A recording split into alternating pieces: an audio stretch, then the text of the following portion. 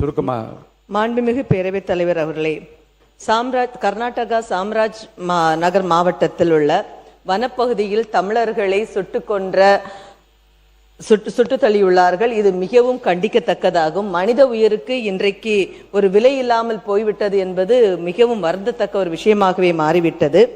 எப்பொழுதும் எந்த பிரச்சனை என்றாலும் தமிழர்கள் என்றாலே ஒரு இலக்காரமாக ஒரு மாறிவிட்ட ஒரு சூழ்நிலையும் இருக்கிறது. இதை நம்மளுடைய மாண்புமிகு முதலமைச்சர் அவர்கள் மிகவும் கண்டித்துள்ளார்கள். இன்றைக்கு கர்நாடக அரசு கொடுத்திட இழப்பீடானது உண்மையிலேயே இதற்கு அந்த உயிருக்கான ஒரு இழப்பீடாகவே நம்ம பார்க்க முடியாது.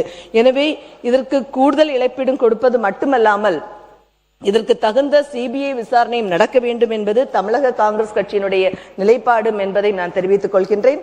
அதே போல இன்றைக்கு மகிமைதாஸ் என்பவர் அங்கே உயிருக்கு போராடி கொண்டிருக்கக்கூடிய ஒரு நிலைமையும் இருக்கிறது. அதற்கும் அந்த கர்நாடக அரசாங்கமானதும் முழுவதுமாக அவருடைய சிகிச்சைக்கு அவருடைய ட்ரீட்மெண்ட்ஸான செலவுகளை கம்ப்ளீட்டாக எடுக்க வேண்டும் என்பதும் தமிழக காங்கிரசுடைய நிலைப்பாடாகவே இருக்கிறது. எனவே இந்த இறந்து போன்ற 3 பேருக்கும் கர்நாடக அரசு அவர்களுக்கு வேலையும் வாய்ப்பையும் கொடுக்க வேண்டும் என்பதை கூறி ஆணித்தரமாக சிபிஐ விசாரணை அமைய வேண்டும் என்பதை கூறி தமிழக காங்கிரசினுடைய நிலைப்பாடையும் எடுத்துக் கூறுகிறோம். நன்றி. மாண்புமிகு உறுப்பினர் திரு டி ராமச்சந்திரன் அவர்கள்.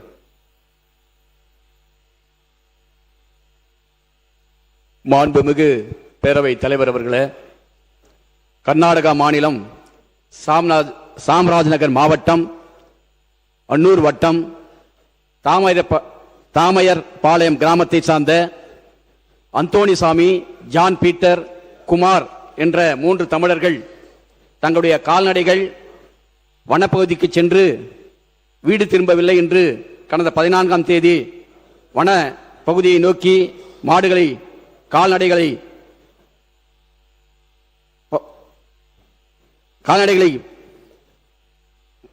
நோக்கி சென்றிருக்கின்றனர். அப்போது கர்நாடகா வனத்துறையினர் சுட்டதில் அந்தோணிசாமி, ஜான் பீட்டர், குமார் ஆகிய 3 நபர்கள் உயிரிழந்திருக்கிறார். உடன் சென்ற ஒரு நபர் பலந்த காயங்களோடு இன்றைக்கு மருத்துவமனையில் அனுமதிக்கப்பட்டிருக்கிறார். வனத்துறையுடைய இந்த அராஜக போக்கை இந்திய கம்யூனிஸ்ட் கட்சியின் சார்பாக வன்மையாக கண்டிக்கிறோம். அதே போல இவர்கள் மீது கொலை வழக்கு பதிவு செய்ய வேண்டும். அதோடு மட்டுமில்லாமல் உயிரிழந்த குடும்பத்துக்கு அரசின் சார்பாக 1 கோடி ரூபாய் கர்நாடக அரசு நிவாரணம் வழங்க வேண்டும். குடும்பத்தில் ஒருவருக்கு வேலை வாய்ப்பு வழங்க வேண்டும். இந்த வழக்கை சிபிஐக்கு மாற்றப்பட வேண்டும். தொடர்ந்து தமிழர்கள் கடந்த 2015ஆம் ஆண்டு ஆந்திரா வனப்பகுதியில் 20 பேர் சுட்டுக் கொன்றனர். அந்த காயங்கள் மறைவதற்குள் கர்நாடகா மாநிலத்தில் 3 தமிழர்களை சுட்டுக் கொண்டிருக்கின்றனர். தமிழர்களுடைய உயிரை துப்பாக்கி குண்டுகள் தீர்மானிக்க கூடாது.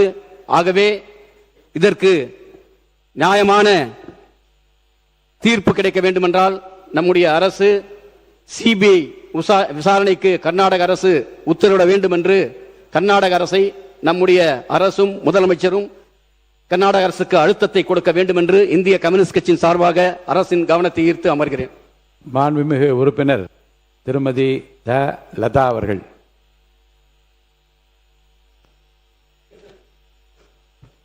மாண்புமிகு பேரவைத் தலைவர் அவர்களே, கர்நாடக மாநிலம் சாம்ராஜ் நகர் மாவட்டம் ஹானூர் தாலுகா தோமையார் பாளையம் கிராமத்தை சார்ந்த தமிழகத்தை பூர்வீகமாக கொண்ட விவசாயிகள் வழக்கமாக மாடு மேய்க்கும் வனப்பகுதிக்குள் காணாமல் போன மாடுகளை தேடிச் சென்று அந்தோணிராஜ், ஜான், குமார் ஆகியோரை கர்நாடக மாநில வனத்துறையினர் சுட்டு கொலை செய்திருப்பது வன்மையாக கண்டிக்கத்தக்கக்குரியது. தங்கள் குற்றத்தை மறைக்க அவர்கள் வேட்டையாடினார்கள் என்று வனத்துறையினர் பொய்யான குற்றச்சாட்டை தெரிவித்துள்ளனர். இந்த துப்பாக்கி சூட்டை கொலையை எவ்வகையிலும் ஏற்றுக்கொள்ள இயலாது என்று மார்க்சிஸ்ட் கம்யூனிஸ்ட் கட்சி வலியுறுத்துகிறது. சம்பந்தப்பட்ட வனத்துறையினர் பணி நீக்கம் செய்து கைது செய்ய வேண்டும்.